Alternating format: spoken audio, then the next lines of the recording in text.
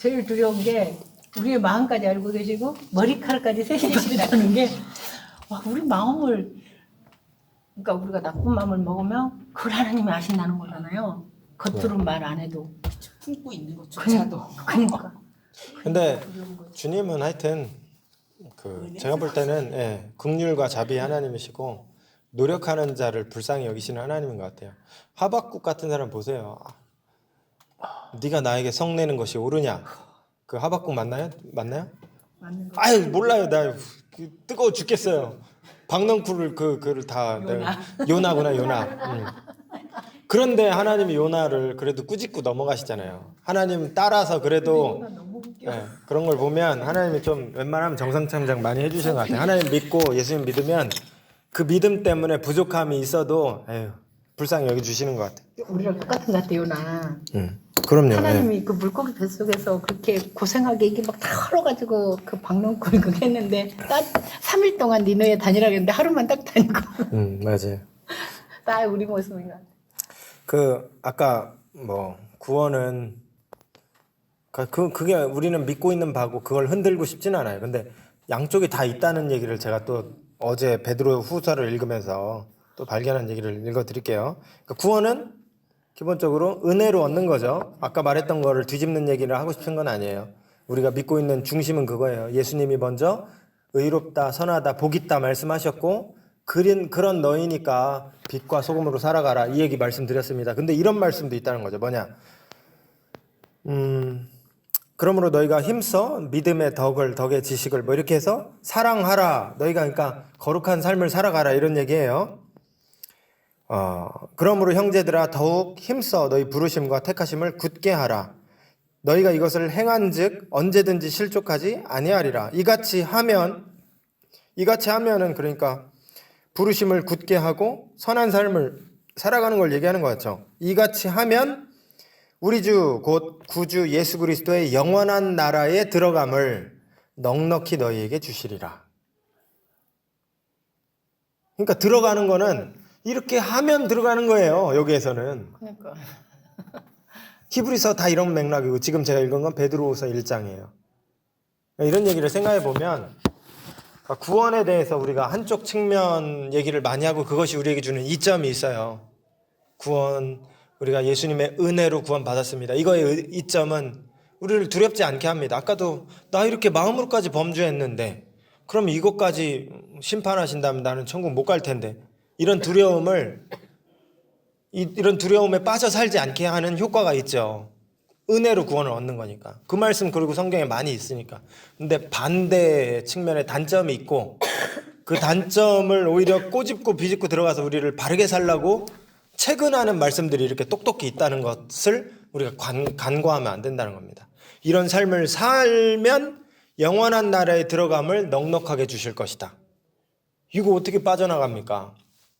이게 약간 제가 볼 때는 동전의 양면 같아요. 이게 맞냐 저거 맞냐 할 얘기가 아니에요. 그거 다 100원짜리 100원 하나예요. 이쪽에서 보면 충무공이고 저쪽에서 보면은 100 이렇게 숫자 써있는 이 두 개가 하나인데 뭘. 은혜로 받는 거 맞는데 바로 뒤따라서 삶이 따라오는데요. 삶을 요구하시는데요. 하나님이. 그렇기 때문에 구분하는 거 모르겠습니다. 너무 그렇게 힘주는 거 좀 그만하고 그 다음에 이제 제대로 살자 이 얘기를 좀 더 많이 했으면 좋겠다. 저는 그 생각입니다. 자 이제 계명으로 들어가서 1번 계명 너는 나 외에 다른 신을 내게 두지 말라. 우선순위에 대한 계명입니다. 왜 그런가? 하나님을 제대로 알아야 다른 것들을 잘 할 수 있기 때문이겠죠. 그러니까 우리는 하나님 의존적 존재죠. 하나님 부르셨고 만드셨고 그럼 하나님이 누군지를 잘 정립하는 거 하나님과의 관계가 잘 돼 있어야 다른 관계들 세상을 대하는 거 이웃을 대하는 거 다 거기서 나오는 겁니다. 사람에게는 사랑이 없다. 하나님께 사랑이 있다. 그러므로 하나님을 섬김으로 하나님을 우선순위에 둠으로 사랑을 배우고 공급받고 다른 이들의 계명을 실천할 수 있다. 다른 신을 두지 말라고 했습니다. 다른 신이 있습니까? 저 이런 거 늘 어렸을 때 궁금했어요. 나 외에 다른 신을 두지 말라. 그럼 신이 있네. 없어요. 그게 사람들이 만든 신을 말하는. 여기 진짜 똑같이 써 있습니다. 그래요? 없는데 왜 섬기지 말라 그러는가? 인간이 그런 신을 만들기 때문이다. 실제로는 없지만 사람들은 생각으로 마음으로 자기 손으로 우상을 만들고 섬기는 존재다. 그때도 뭐 진짜 소 가지고 뭐 네. 송아지 지들이 만들어 먹고 2번 지들이 계명에서 만들어 나와요. 먹고 2번 계명에서 나와요. 진짜. 근데 재밌는 거는 송아지 신 바알을 섬깁시다 이렇게 얘기하지 않았어요. 하나님. 여호와다 이 소가 네. 이렇게 얘기했단 말입니다. 그러니까 형상 얘기하면서 추가적으로 얘기할게요. 하나님 외에 내가 만든 신이에요. 하나님이라고 불렀어요. 하나님이라고 불렀어요. 우리를 출애굽시킨 하나님이다. 그런데 내가 만든 신이에요. 나에게 위안을 주는 신이고 진짜 하나님이 아니라 그게 소가 하나님이 아니다 이 얘기가 아니라 내가 바라는 신, 우리에게 심리적 안심을 주는 송아지 반짝반짝 저 큰 힘의 상징 그런 하나님이어야 한다는 거예요. 이 사람들 마음속에 하나님은 내가 만든 신. 그 우리에게 적용하면 나에게 시기적절하게 내가 원하는 걸 주는 신. 아까 말했던 스스로 있는 자랑 반대 대척점에 있는 내가 만든 신. 우리는 그런 신을 자꾸 만들어내는 존재들이라는 거죠. 하나님 외에 다른 신을 섬기지 말라고 하신다. 하나님 외에 다른 삶의 기준을 두지 말라. 그러니까 하나님은 스스로 있는 자. 하나님이 기준이셔요. 하나님이 법이셔요. 그 외에 내가 기준을 다른 기준을 두지 말라는 거죠. 하나님의 중요한 성품, 속성은 거룩입니다. 사랑입니다. 성결함입니다. 뭔지 여러분 대강 아시잖아요. 성경이 보편적으로 하는 얘기들. 이 하나님의 성품을 배우고 닮아가도록 요청받은 자들. 그게 하나님의 백성입니다. 그러므로 나 외에 다른 신을 내게 두지 말라는 하나님을 바로 알고 하나님을 바로 섬김으로 세상을 살아가는 기준을 하나님으로 두고 살아가라. 그러니까 하나님만 섬겨라는 게 부처님 치워버리고 거기에다 하나님 신상을 놓고 거기다 빌면은 하나님 섬기는 거 아닙니다. 하나님이라고 이름을 써 붙였더라도 그건 하나님 섬기는 게 아니에요. 근데 이거 좀 극단적으로 얘기해서 그렇지 우리가 기도 1시간, 2시간, 3시간씩 하시는 분들도 기도의 내용을 들어보면 어쩌면 부처님께 비는 거랑 비슷하게 불고 있는 경우들이 있어요. 하나님의 뜻과는 무관하게 내가 바라는 소원 성취에 대해서만. 그 좀 질문해봐야 됩니다. 진짜 하나님만을 섬긴다는 것은 무슨 의미인가? 무슨 의미인가? 어떻게 하라는 건가? 단순한 얘기가 아니라는 겁니다. 그러니까 하나님 성품을 알아야 하나님을 제대로 섬길 수 있어요. 하나님은 어떤 분인가? 하나님은 누구한테 마음이 있는가? 어디에 마음을 뺏겨 계시는가? 하나님은 무엇을 미워하고 싫어하시는가? 이걸 알아야 하나님을 제대로 섬길 수 있습니다. 단순히 막 하루에 2시간, 3시간씩 교회에서 기도하고 빌고 내가 원하는 그것을 위해서 빈다고 하나님을 섬긴다고 할 수 있을까 하는 생각이 드는 거죠. 2번 형상을 만들어 섬기지 말라. 금송아지 우상을 만들어 야훼 하나님이라고 불렀어요. 이게 재밌는 아주 흥미로운 부분인 겁니다. 꼭 경각심을 가져야 될 부분이에요. 송아지 신이라고 안 했어요. 바알상의 그 모습이 송아지예요. 힘의 상징. 그런데 금송아지를 만들고 하나님이라고 불렀다고요. 야훼 하나님이다 이렇게 불렀단 말입니다. 그러니까 그들이 다른 신을 섬긴 게 아니다. 야훼 하나님을 섬긴 겁니다. 그들은 야훼 신앙을 떠나지 않았어요. 근데 왜곡됐다는 거죠. 왜곡시켜서 섬겼어요. 하나의 상을 만들어서 섬긴 겁니다. 형상을 만들지 말라고 했는데 만들었어요. 그럼 뭐가 문제인 거지? 단순히 계명을 어긴 게 아니라 그 안에 속뜻을 좀 살펴봐야 될 필요가 있습니다. 상을 만든 게 뭐가 문제냐? 사사기 17장에 보면 사사 얘기 재밌지 않습니까? 온니엘, 에훗, 사사 얘기 거의 영웅이 히어로물 같잖아요. 쭉 이렇게 나오다가 삼손 얘기로 끝나는데 삼손 얘기 사사가 끝난 다음에 이제 추가 이야기로 2가지 이야기가 나와요. 2가지 이야기. 그 중에 하나가 미가라는 사람 얘기가 나와요. 이 미가라는 사람 나오는데 이 사람 집에 은이 없어졌어요. 엄마가 잘 둔 킵해놓은 은이 있었는데 없어졌어요. 근데 알고 보니까 미가가 가져갔어요. 걔네 엄마는 이거 도둑놈 이거 진짜로 하나님께서 저주하시고 죽여버리시기를 원한다 이렇게 기도했거든요. 알고 보니 자기 아들이에요. 그런데 어머니는 은을 찾았다고 또 하나님을 찬송합니다. 그리고 그 은으로 신상을 만들어서 드려야지 이러면서 우상을 만들었어요. 지 맘대로 하나님 섬기는 겁니다. 하나님은 상을 만들지 말라고 했는데 하나님께 드리겠다고 상을 만드는 거예요. 하나님은 거룩한 삶을 살라고 말하는데 불법하게 살면서 불법하게 살아서 나온 수익을 가지고 헌금하는 거예요. 개 같은 자의 돈을 헌금함에 넣지 마라 이런 말씀도 있어요. 성경은 여기서 개 같은 자는 신분이 개 같은 자를 얘기하는 게 아니겠잖아요. 삶이 옳지 않은 그런 삶으로 받은 수익을 누구 등쳐먹고 피눈물 나게 하면서 누구 전세금 털어가면서 그거 11조 떼서 하나님께 드리면 하나님 기뻐하시겠습니까? 그런 얘기예요. 그러니까 자기 식대로 미가 엄마가 그렇게 한 겁니다. 은을 찾았으니 하나님께 우상을 만들어서 드려야지, 헌물해야지, 자기 식대로, 자기 욕심대로. 미가가 왜 그랬습니까? 아들이 복 받으라고 한 거예요. 근데 이게 참 한숨이 나오지만 어쩌면 자주 목격하는 신앙의 형태입니다. 교회 안에서. 그렇지 않습니까? 왜 형상을 만들어 하나님을 섬기면 안 될까? 하나님 왜 형상 만들지 말라고 했을까요? 형상이 제발 있었으면 좋겠어요. 저는 있어야 뭔가를 좀 보고 좀 얘기 좀 하게, 기도 좀. 그럴 거 아닙니까? 부처님 저기 계시면 부처님 좀 뭐 기도하기도 더 좋을 거 아닙니까? 예? 그럼 온 천체도 만들어야 되잖아요. 예, 하여튼 뭐 좀 상이 있으면은 하나님을 만들기가 관계하기가 좋을 텐데 그런 걸 못하게 하셨어요. 하나님 왜 그러셨을까? 몇 가지 이유 뒤에로 나옵니다. 상을 만들면 신은 여기저기 다니지 못하고 한 곳에만 머뭅니다. 그러니까 예를 들면 부처님, 뭐 다곤신상, 뭐 이런 걸 생각해 보세요.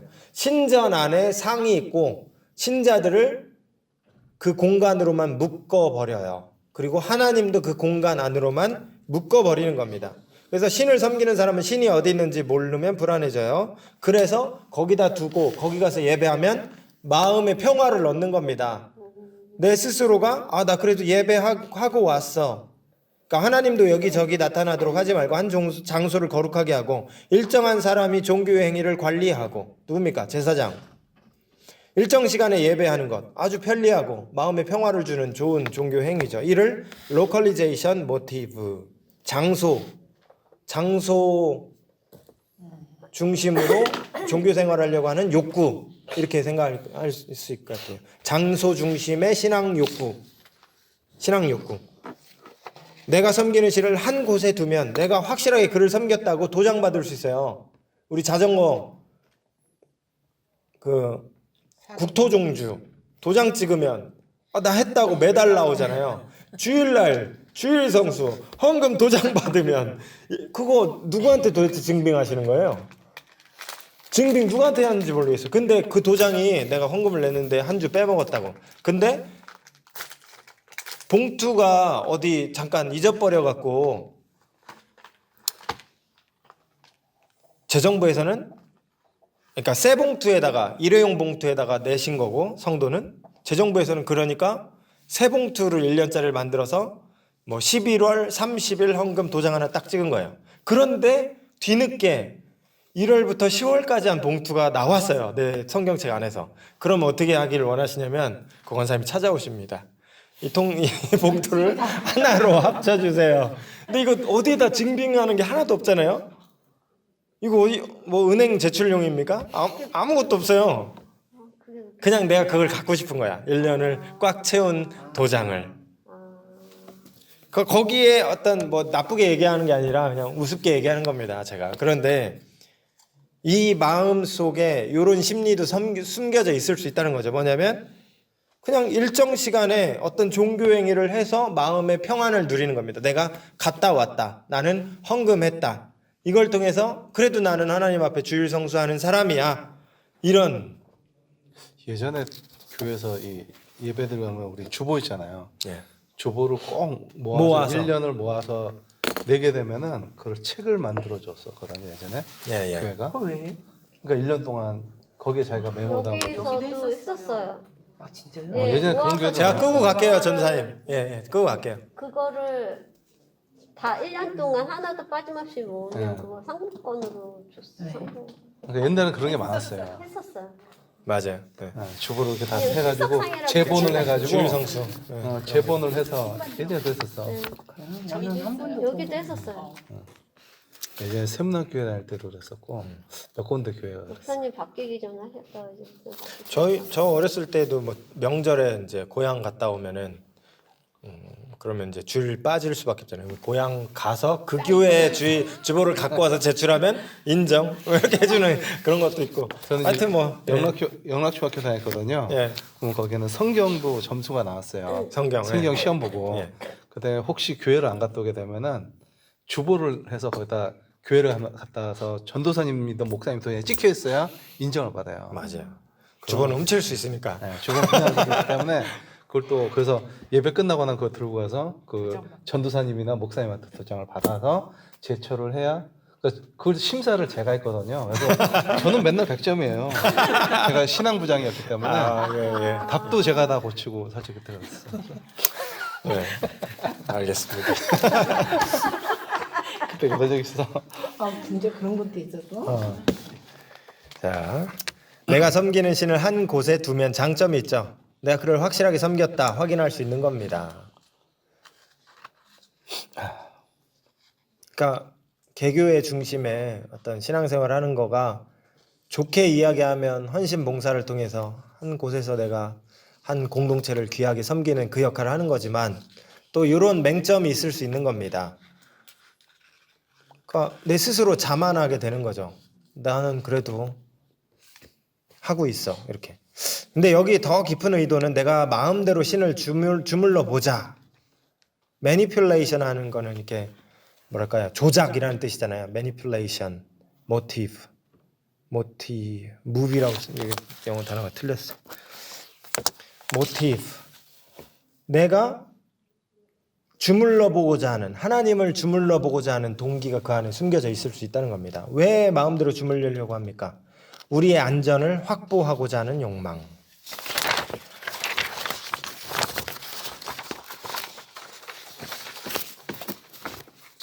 하나님을 거기다 두고, 하나님 상을 거기다 두고, 거기에 매 정해진 때에 가면 나는 하나님께 인정받고 내 신앙은 좀 괜찮고, 또 그 안에는 사실은 내가 하나님을 이렇게 좀 원하는 대로 조작하고 싶은, 이렇게 좀 흔들어서 원하는 걸 얻어내고 싶은 그런 동기가 있을 수 있다는 거죠. 근데 하나님은 어떤 분이시라고 했냐면 아까까지 얘기한 걸로 스스로 있는 분, 하나님 주도성, 주관성으로 세상을 움직이시는 분이세요. 근데 이게 굉장히 충돌하는 부분이기 때문에 상을 만들지 말라라고 하셨다는 거죠. 상을 만들었을 때에 왜 만들어서 섬기려고 하니? 너가 나를 주물르려고 하는 거니? 그렇기 때문에 안 된다. 상이 없이, 장소에 갇힘 없이. 그러니까 하나님이 만들려고 한 건 성전이 아니었어요, 사실은. 성막이었죠. 성전은 다윗의 다윗의 그 창조물이에요. 하나님은 다윗이 집 지으려고 했을 때 내가 언제 집 지어달라고 하더냐 이렇게 말씀하세요. 그러나 네가 이렇게 했기 때문에 네 마음이 갸륵하여서 너에게 복을 주겠다 이렇게 나오신단 말입니다. 근데 하나님은 성막을 만들려고 하셨고 텐트를 통해서 주님이 함께 하시고자 했던 그것의 의도는 이스라엘 백성의 진과 함께 이동하시는 거였어요.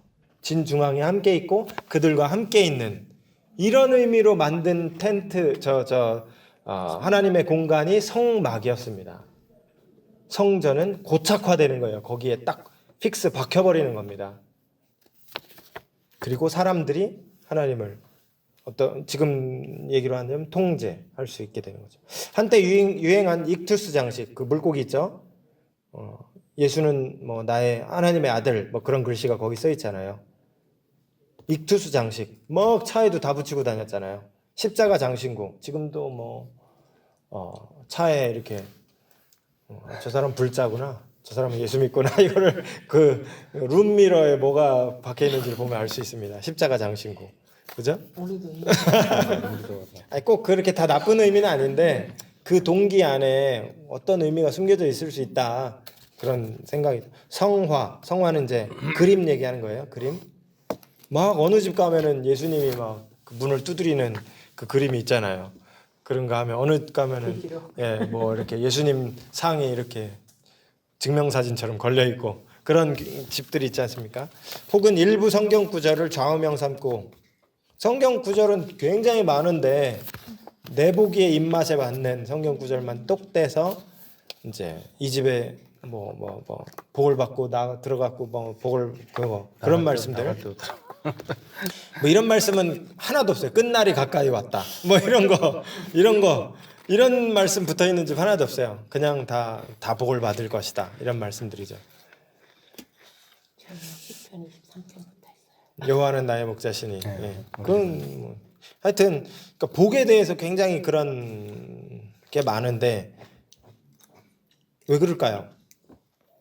이런 욕망이 담겨 있는 게 아닐까? 하나님 복 주시는 분, 제발 내가 하나님을 그렇게 부적처럼 붙여서 하나님 복 주신, 하여튼 그렇게 흔들려고 하는 마음이 담겨져 있는 게 아닐까? 왜 형상으로 하나님을 섬길 수 없을까? 1번, 그것이 하나님의 자유를 제한하기 때문이다. 하나님 우리가 통제할 수 없는 분이다. 죄인을 구속하시고 우리를 부르신 데에는 하나님의 자유가 있고 주권이 있어요. 하나님이 하시는 겁니다. 그런데 상을 만들어 놓고 섬기면 하나님의 자유를 제약하는 셈이 된다. 하나님은 우리를 도우시는 분이신데 하나님 돕는 분이라고 했잖아요 하면서 막 너무 위협하는 거야. 막 이렇게 자발적인 하나님의 자유 그거를 이제 제한하게 된다. 가만 보시면 하나님은 이스라엘을 도와주시는 분이시죠. 전쟁에서 승리케 하시는 분이십니다. 그런데 법궤를 하나님 섬김 없이, 하나님에 대한 경외심 없이 사울 왕이 법궤를 끄집어내서 전쟁의 도구로 사용했을 때 그때 법궤를 빼앗기고 패전합니다. 하나님을 섬기는 마음 없고 하나님을 도구로만 사용하려고 하는 겁니다. 그럼 하나님은 이스라엘을 승리케 하시는 분이냐? 맞죠. 승리케 하시는 분이죠. 그런데 하나님을 도구로 사용할 때 하나님은 그렇게 안 하셔요. 그러니까 하나님은 하나님 형상을 통해서 하나님을 섬기면 하나님의 자유를 제한한다는 겁니다. 하나님이 승리케 하시는 분임에도 그건 하나님이 하셔야 하는 일인 거지 우리가 하나님을 조종해서 하게 하는 것이 아니라는 거죠. 2번, 이 세상의 어떤 형상도 하나님의 영광과 위엄과 높으심을 도무지 표현할 수 없기 때문이다. 뭘로 하나님 상을 만들래요? 송아지로? 송아지 갖고 안 돼요. 독수리로? 안 되죠. 안 됩니다. 뭘로도 안 되는 겁니다. 하나님의 위엄과 높으심을 도무지 표현할 수가 없어요. 3번, 하나님과 이스라엘의 관계는 언약 관계이기 때문이다. 언약 관계, 약속의 관계로 되어 있는데 상을 만들면 그 사이에 상이 들어가 버리는 거예요. 하나님의 약속을 믿고 안 보이는 중에도 있는 것으로 믿고 나아가는 그것을 하나님은 기쁘시게 여기는데 상에게 빌어요. 그 상이 하나님이래요. 상이 어디서 끼고 들어온 거예요. 굴러온 돌처럼. 그거 안 된다는 거죠. 언약 관계이기 때문에. 언약 관계를 훼손하게 되는 거예요. 상이 들어올 때는. 그래서 아무것도 상을 주시지 않았어요. 하나님이 어디서 만나 주신다고 했습니까? 속죄소에서 만나 주신다고 그랬어요. 속죄소는 어디냐면 법궤의 뚜껑이에요. 법궤가 들어간 그 궤가 있잖아요. 그 안에는 십계명 들어가 있고 뭐 만나도 들어가 있고 그러지 않습니까? 거기에 뚜껑 부분에 천사가 이렇게 날개를 펴고 양쪽에 있는 그런 모습의 뚜껑이에요. 그러니까 천사가 이렇게 이쪽에 있고 저쪽에 천사가 이렇게 있어요. 날개를 펴고. 거기가 속죄소래요. 속죄소는 뭐가 있습니까? 빈 공간이에요. 저는 이게 되게 함의가 있다고 생각해요. 달라스 윌라드가 이거에 함의를 한번 글로 써놓은 적이 있었는데 주님은 상을 주시지 않는 거기에서 만나 주신다 그랬어요. 상을 천사의 날개 사이가 속죄소, 은혜의 자리라는 곳이에요. 예수님이 부활하셨습니다. 시신이 없어요. 돌이 굴려졌고 빈 무덤만 있습니다. 이게 다 일맥상통한다고 생각해요. 상을 만들지 마라. 상으로는 나랑 관계할 수 없다. 언약 관계다. 너희와 나는 믿음의 관계다. 약속을 지키는 관계다. 내가 너희에게 신실하겠다. 너희도 나에게 신실해라. 너무 멋있어요. 하나님은 우상 숭배하는 그 정도의 종교 논리랑은 아주 고차원적인 훌륭한 하나님의 논리. 고상하십니다. 언약 관계다. 3번 이제 세 번째 계명입니다. 너는 내 하나님 여호와의 이름을 망령되게 부르지 말라. 그 말씀 한 구절 읽을게요. 출애굽기 6장에 있는 말씀 시작. 하나님이 모세에게 말씀하여 이르시되 나는 여호와니라 내가 아브라함과 이삭과 야곱에게 전능의 하나님으로 나타났으나 나의 이름을 여호와로는 그들에게 알리지 아니하였고. 그 창세기에 보면 여호와 하나님이 이랬다 저랬다 얘기가 나와요. 그런데 그거는 창세기를 써놓은 사람의 입장에서 여호와라는 이름을 쓴 거예요. 근데 이 출애굽기에 보면 모세에게 하나님이 내가 아브라함에게 여호와라는 이름을 알려준 적은 없어. 이렇게 얘기한단 말입니다. 그러면 모세한테 뭐라고 알려줬냐면 전능의 하나님이다. 이렇게 알려줬다는 거예요. 그 전능의 하나님은 엘샤다이라고 원문에 돼 있어요. 많이 들어보셨죠? 네. 이것은 샤다이가 충분한 능력 있는, 그러니까 능력의 엘은 엘신, 하나님, 신이라는 뜻이에요. 능력의 신이라는 이름으로 그들에게 알려줬다는 거예요. 하나님의 이름을. 아브라함에게 그렇게 알려줬다. 그러니까 계시의 점진성. 아브라함은 어쩌면 여호와 이름도 몰랐다. 모세는 여호와 이름 알았죠? 우리는 예수님도 알아요. 계시는 점진적으로 쌓여지고 있습니다. 점진성.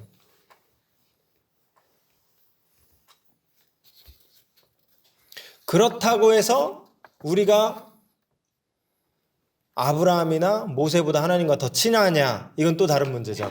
네. 정보는 더 많으나 친하지는 덜 친하다. 그거는 우리의 비극입니다. 정보는 더 많은데. 그래서 더 잘해야 되겠죠, 우리가. 어쨌든 전능한 하나님이라는 뜻이고 창세기 17장에 여기 여호와께서 이렇게 나오잖아요. 창세기 17장에. 그 아브라함의 거기 읽어보겠습니다. 아브라함이 시작. 아브라함의 99세 때 여호와께서 아브라함에게 나타나서 그에게 이르시되 나는 전능한 하나님이라 너는 내 앞에서 설명하여 완전하라. 네, 이렇게 말씀하셨다 그랬습니다. 하나님은 스스로 자기의 이름을 전능한 하나님이다 이렇게 계시하신 겁니다. 전능한 하나님, 이게 하나님의 이름입니다. 전능한 하나님. 출애굽 때는 뭐라고 얘기하시냐? 스스로 있는 자. 아까 얘기했죠? 하나님이 자기 이름을 내가 내 백성들에게 가서 그럼 뭐라고 하나님에 대해서 말을 해야 되겠습니까? 스스로 있는 자가 너희에게 보내서 왔다 이렇게 얘기해라. 자기 자신을 스스로 있는 자, 에고, 에이미, 호, 온 이렇게 돼 있다는 말입니다. 이게 70인역이니까 70인역은 이제 헬라 말로 된 구약 성경이에요. 헬라, 그리스 말. 근데 구약 성경은 원래 뭘로 기록돼 있냐면 히브리 말로 돼 있죠. 에흐예, 아세르, 에흐예 이렇게 돼 있다는 거죠. 요거를 한국말로 번역하면 스스로 있는 자. 근데 비동사인데 있는 자, 존재한다라는 뜻이죠. 있는 자, 스스로 있다. 혹은 그냥 비동사가 있다라는 뜻도 있지만 이다라는 뜻도 있잖아요. 이다. 그럼 나는 나야 이렇게 번역이 돼요. 누가 보내서 왔다고 얘기해야 될까요? 했을 때 나는 나야. 나를 내가 어떻게 규명해서 설명하니? 니넨 이해할 수도 없어 나에 대해서. 이렇게 말하셨다라고 보는 해석도 있어요. 나는 나야. 나를 뭐라고 설명을 더 붙여서 할 수가 없어. 이런 의미였다. 이렇게 보는 학자도 있습니다. 어쨌든 존재한다. 아까부터 쭉 설명해 왔던 것은 존재한다라는 측면이죠. 어제나 오늘이나 영원토록 있는 자, 특별하게 존재하는 자. 하나님은 스스로 자신이 누구라고 규정하는 분, 자기 자신만 자기를 규정할 수 있는 분이에요. 우리 모두는 무언가에 의존하여 존재합니다. 공기에 의존하여, 부모님의 사랑에 의존하여 존재케 되었고 존재하는 자, 무엇인가에 의존하여 존재하는데 하나님은 스스로 존재하신대요. 그러면 의존하지 않고, 외부에 의존하지 않고 존재하시는 절대적인 분이다. 이게 에흐예, 아세르, 에흐예의 뜻인 겁니다. 하나님은 자기를 그렇게 알려주신 거예요. 하나님은 어떤? 스스로 존재하는 자, 스스로 있는 자. 그런데 그분은 또 어떤 분이냐? 그러니까 존재한다. 존재론적인 측면에서의 하나님 설명이라면 하나님 성품에 대한 설명을 하자면 그 다음에 고난의 현장에 찾아오시는 분. 하나님은 전능하신데 착한 분입니다. 전능하신데 선한 분이에요. 고난받는 백성들의 현장에 찾아오시는 분. 야훼의 이름을 가진 하나님 누군가? 17장에서 말하는 바와 같이 언약을 맺으시는 하나님. 하나님이 누구라고? 아브라함이 누구라고 하나님이 그 사람한테 신경을 쓰겠습니까? 하나님은 절대적인 독보적인 스스로 존재하는 분인데 그런데 한 개인의 인생에 찾아와서 말을 건네시고 숭고한 삶으로 인도하시는 분. 그게 하나님이세요. 하나님은 착한 분, 선한 분, 언약을 맺으시는 분, 언약을 지키시는 분. 백성들이 고통받을 때 거기에 개입해서 백성을 건지시는 분. 이런 분이시다. 예, 이거 오늘 다 못하겠는데요. 예. 일단은 이제 예. 제가 하는 데까지만 하고 안 되면 뭐 다음 주에 또 모이시죠. 뭐. 지금 어디 하고 있는 거야? 예, 7페이지. 성경에 하나님의 이름을 부르지 말라고 했습니까? 안 그랬어요. 망령되이 부르지 말라 그랬죠. 아버지 하나님의 이름을 부르는 게 죄입니까? 여호와라고 부르면 죄일까요? 죄가 아닌 겁니다. 그런데 이스라엘 사람들은 구데기 무서워서 잘못 담근다고 아예 하나님의 이름을 안 불렀어요. 그래서 여호와라는 이름이 야훼예요. 여호와라고 써 있는 게 야훼예요. 야훼라고도 하고 야훼라고도 하고 여호와라고도 하잖아요. 뭐가 맞냐? 몰라요. 왜 모릅니까? 안 불러서 발음을 잃어버렸어요. 진짜예요. 신성 사문자라 그래갖고 YW 뭐 HW 그게 하나님의 이름인데 아마도 여호와라고 불렀을 것 같다. 그럼 왜 그걸 모릅니까? 글로 써 있으면 알아야지. 모음이 없어요. 고대 히브리어는 모음이 없어요. 자음만 있어요. 초성만 있어요. 초성만. 초성 게임이야. 그래서 모르는 거예요. 발음을 여호와로 추정을 해요. 그런데 현대 학자들이 연구 많이 했더니 야훼일 거다. 이게 가장 공신력 있는 지금까지의 발음입니다. 하나님의 이름은 여호와가 아니라 야훼, 여호와, 야훼 비슷하잖아요. 야훼일 거다. 이렇게 지금은 보고 있습니다. 실제는 몰라요. 아무도 없으니까 그걸 이어서 우리가 부르지 않아 왔으니까. 망령되이 부르지 말라고 했는데 안 부른 겁니다. 근데 성경에 보면 여호와를 찬양하는 수많은 시편들 그분의 이름으로 축복하는 많은 얘기가 있잖아요. 그러니까 부르는 것 자체는 문제가 안 되는 겁니다. 그리고 문제가 뭐냐? 문제는 오히려 오용하는 경우. 망령되게 부르지 말라고 했으니까 오용하지 말고 제대로 사용해야 된다. 도구적으로 사용하면 안 됩니다. 아까 말했던 법궤, 싸움터로 갖고 왔던 그런 식으로 하나님의 이름을 부르면서 하나님과 관계할 목적이 아니라 하나님이 주시는 떡고물만 생각하면서 하나님을 흔들어 제끼는 식의 관계는 어쩌면 망령되이 하나님의 이름을 부르는 하나님의 뜻은 무엇입니까? 예수님의 삶과 그 말씀들을 통해서 하나님의 뜻을 알 수 있잖아요. 그 뜻에는 1도 관심이 없어요. 다만 내 인생의 윤택한 삶을 주님 앞에 내놓으라고 흔들어 제끼고 있는 거죠. 로또 되게 해주십시오. 해주세요. 해달라고만 말하지 사실은 하나님을 위협하고 있는 것처럼 하나님과 관계하는. 그러니까 그게 망령되게 부르는 거예요.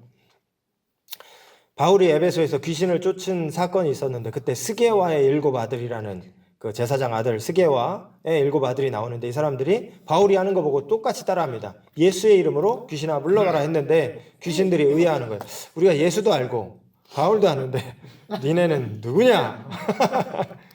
굉장히 당황해서 그래서 막 혼비박산 돼서 옷 벗고 도망가고 하는 그런 일들이 일어납니다.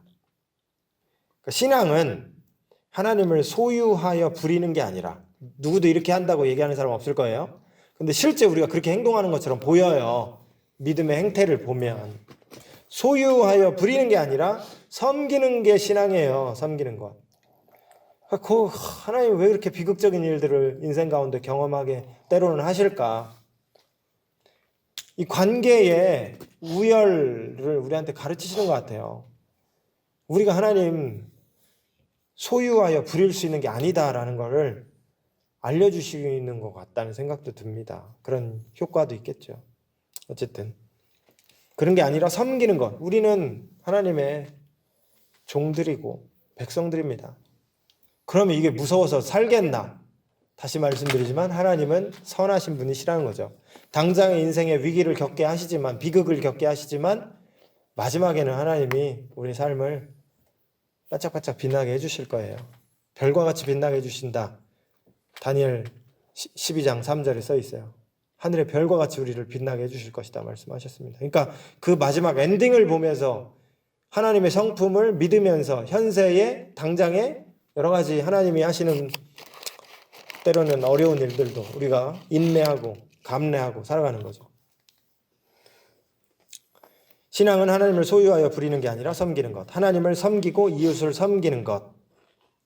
공생의 시작 전에 예수와 마귀 광야에 대립할 때 해라, 해봐라, 떡 해봐라, 뛰어내려봐라, 능력을 펼쳐봐라 이런 거잖아요. 예수님은 다만 하나님을 섬겨라. 하나님의 권세 아래 엎드릴 뿐이다. 이게 인생의 바른 태도이다. 이걸 알려주셨다고 생각합니다. 이게 생각이 나더라고요. 예수님 배고파 죽겠어요. 40일 굶었어요. 떡 하나 만드는 게 뭐 대수입니까? 5,000명도 만드는 거 쉬운 일인데 떡. 그런데 40일 굶어도 그거 안 하십니다. 주님을 예배해라 이렇게 말씀하시죠. 자기 자신을 위해 사는 인생이 아니고 인생은 성도는 하나님을 위해 사는 삶이다라는 것을 알려주셨다 생각하는 겁니다. 예. 하나님의 이름으로 저주하고 욕하는 일도 여기에 해당합니다. 우리는 별로 없지만 서구 문화에도 이런 문화가 있죠. 하나님을 섬기지 않고 하나님을 저주의 수단으로 뭐 욕이 있잖아요. 욕. 뭐 있습니까? 홀리 뭐 이런 거 있잖아요. 막 서구 오 마이 갓 이런 것들도 그냥 다 욕이래요, 사실은. Jesus Christ. 예, 예. 그래서 오 마이 갓이 아니라 성도들 중에서는 그 말 좀 바꿔서 오 마이 갓 이렇게도 하고 하는데 사실은 뭐 Jesus Christ 이런 것들도 그냥 어떤 면에서는 주님의 이름을 너무 쉽게 말하는 거예요. God damn 이런 거는 저주한다는 뜻인데 하나님의 이름으로 저주한다 이러잖아요. 이 상황이 그지 같으면은 God damn it 막 이런단 말이에요. 그러면 그거는 하나님의 이름으로 저주한 거고 망령되이 일컬은 그런 게 쉽게 우리가 하는 행동들이라는 거죠. 하나님의 이름으로 맹세도 하지 말라 그랬습니다. 왜냐면 하나님의 이름으로 맹세하지만 네가 뭔가를 확신 있게 뭔가 하나님의 이름으로 맹세한다고 해서 되는 게 하나도 없고, 그리고 하늘로도 하지 마라. 하늘은 하나님의 보좌이고 땅으로도 하지 마라. 하나님의 발등상이다. 그냥 되면 된다고 하고 아니면 아니요 하고 네 말로 확신 있게 해야지 뭘 자꾸 걸어. 하나님을 걸어. 기면 어떻게 하고 아니면 어떻게 할 건데. 그러니까 그런 게 문제인 거죠. 그러니까 자기가 할 수 없는 걸 하나님을 소환해서 그 일의 확실성을 보증하기 위한 방법으로 자꾸 거는 거예요. 하나님의 이름을. 하지 말라고. 맹세하지 말라. 하나님의 이름으로 맹세해. 이런 거 하지 말라고 하신 겁니다. 그러니까 그거 행위 자체가 왜 잘못된 건지를 생각해 보면 이런 의미가 안에 담겨져 있는 거죠. 내가 기면 기고 아니면 아닌 건데 하나님 소환해서 하나님을 도구적으로 쓰고 있는 겁니다. 그러니까 이거는 전쟁의 법궤 가져온 거랑 같은 맥락인 거예요.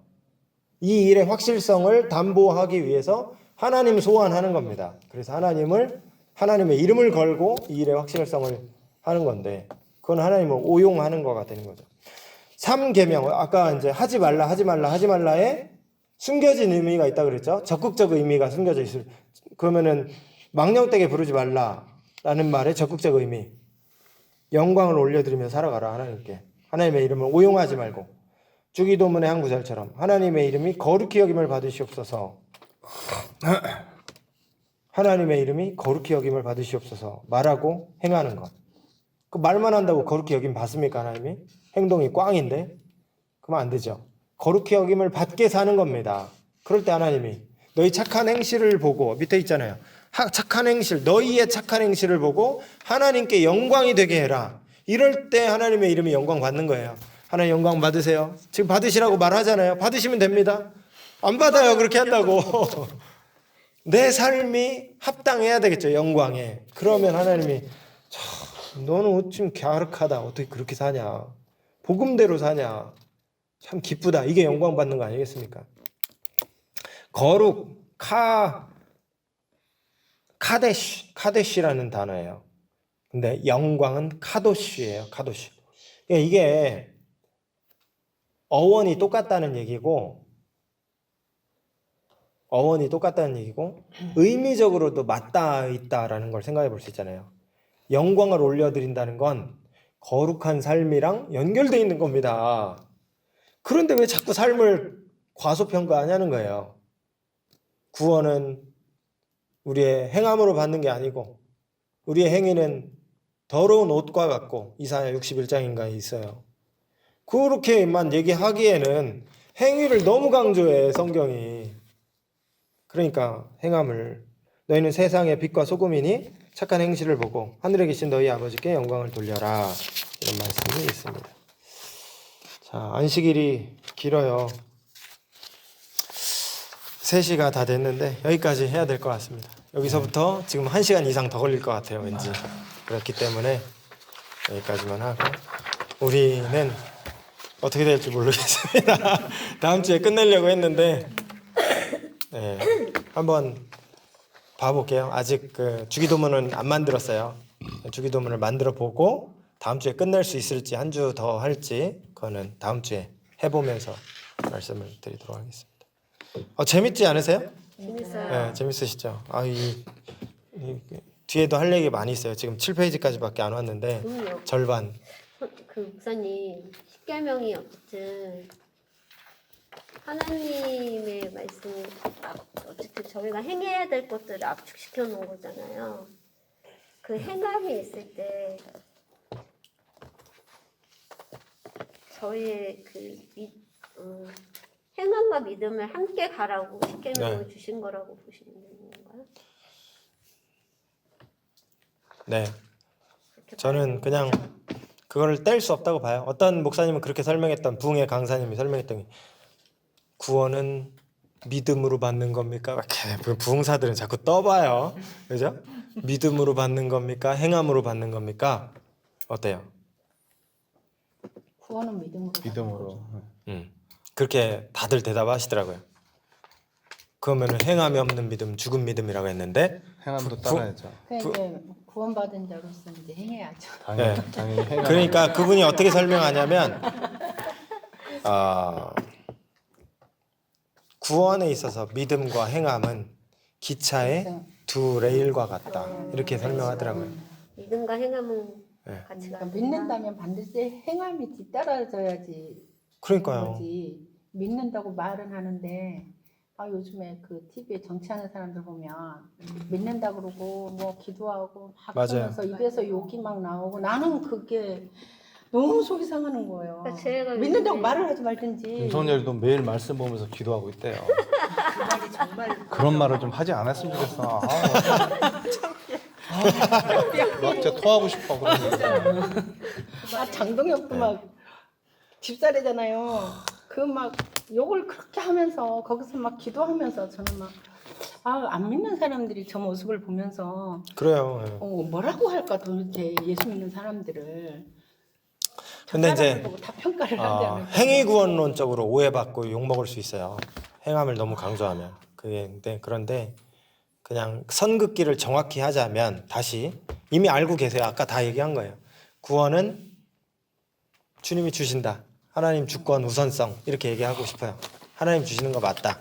그런데 주시자마자 책임을 묻기 시작을 하신다. 똑바로 살아 이제부터. 나를 닮아 살아야 돼. 하나님의 거룩한 성품이 있어. 예수님이 어떻게 살아하셨는지를 잘 보고 배워라. 이게 바로 따라와요. 구원은 내가 행한 걸로 받는 건 아닌 게 맞아요. 그런데 구원을 받았다고 한다면 성도들에게 바른 삶을 요구하신다. 그렇기 때문에 정확히 선긋기를 하자면 구원은 하나님 주시는 거 맞다.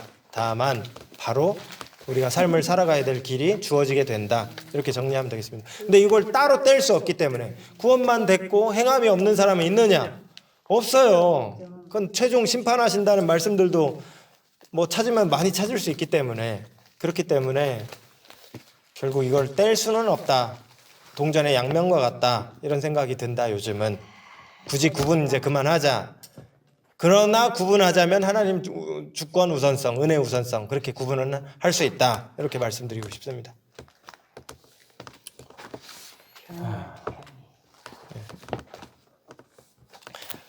예, 우리 하늘자매님 기도해 주시고 마치겠습니다. 사랑이 많으신 하나님, 오늘도 저희 성경 공부할 수 있는 시간과 장소를 허락해 주시고 오늘은 십계명에 대해서 공부를 하였습니다. 주신 계명에 따라 사는 것도 중요하지만 저희가 믿음으로 행함이 더 중요하다는 것을 마음에 새기고 세상으로 나가서 하나님의 선함을 전할 수 있는 사람으로 성장할 수 있도록 이끌어 주시기를 기원합니다. 아멘. 하나님, 오늘도 고생해 주신 목사님의 회복을 도와주시고 저희 이제 각자의 자리로 가서 각자의 몫을 다할 수 있는 사람으로서 도와주시기를 기원합니다. 아멘. 오늘